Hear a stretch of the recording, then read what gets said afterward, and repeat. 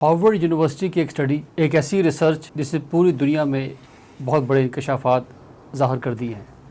उसमें 2 लाख से ज़्यादा लोगों को शामिल हाल किया गया और देखा गया कि ऐसे वो तमाम लोग जो हफ्ते में 3 या इससे ज़्यादा मरतबा फ्रेंच फ्राइज़ का इस्तेमाल करते हैं, उनमें शुगर बढ़ने के चांसेस 20% हैं।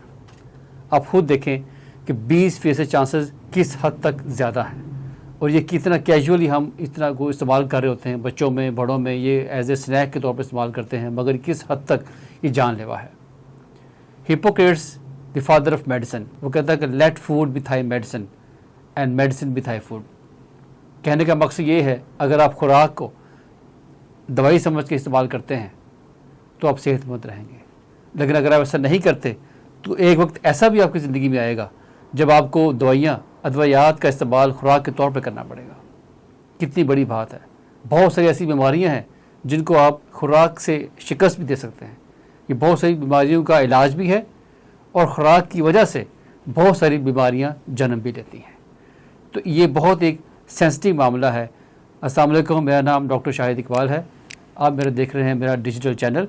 तो आज की इस वीडियो का मकसद ये है कि खुराक, सेहतमंद खुराक के मुताबिक बात की जाए, आगाही दी जाए, ताकि आप सबको पता हो कि आपने कौन सी खुराक आपके लिए कितनी मुफीद है और किस हद तक वो नुकसानदेह भी हो सकती है। नवजोत सिंह सिद्धू एक फॉर्मर इंडियन क्रिकेटर, पार्लियामेंटेरियंस और कॉमेडियन के तौर पर किसी तारीफ़ का मोहताज नहीं है। हालिया एक इंटरव्यू में उन्होंने दावा किया कि उनकी वाइफ को स्टेज 4 कैंसर था। डॉक्टर ने जवाब दे दिया, मगर फिर क्या हुआ, उन्होंने इरादा किया, 2 काम किए। Number 1 lifestyle, number 2 diet. Lifestyle में क्या किया, इंटरमीडिएट फास्टिंग की। और अगर डाइट की बात करूं तो नीम के पत्ते, नींबू का रस और इस तरह के बहुत सारी टोटके इस्तेमाल किए।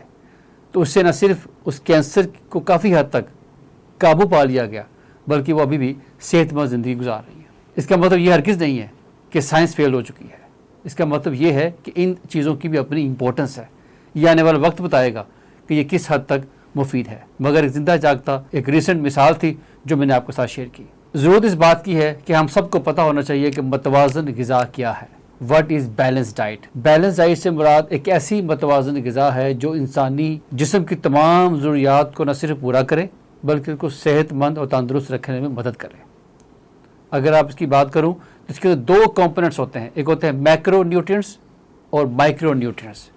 मैक्रो न्यूट्रिएंट्स वो चीज़ें होती हैं जिनकी ज़्यादा मिकदार में हमारे जिस्म को ज़रूरत होती है, और माइक्रो न्यूट्रिएंट्स वो चीज़ें होती हैं जिनकी कम मिकदार में ज़रूरत रहती है बॉडी को।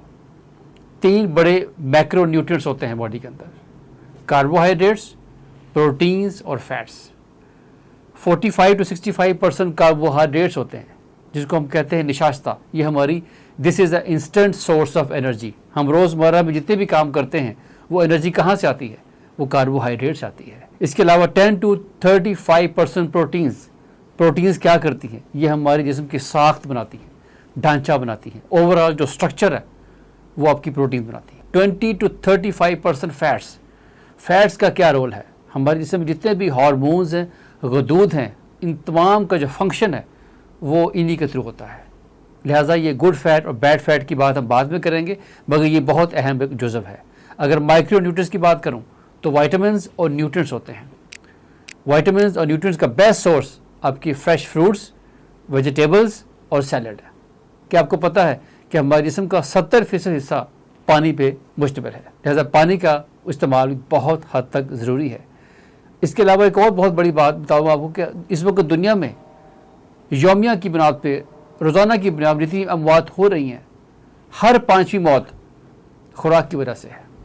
आप खुद देखें खुराक में तनासब किस हद तक अहम है।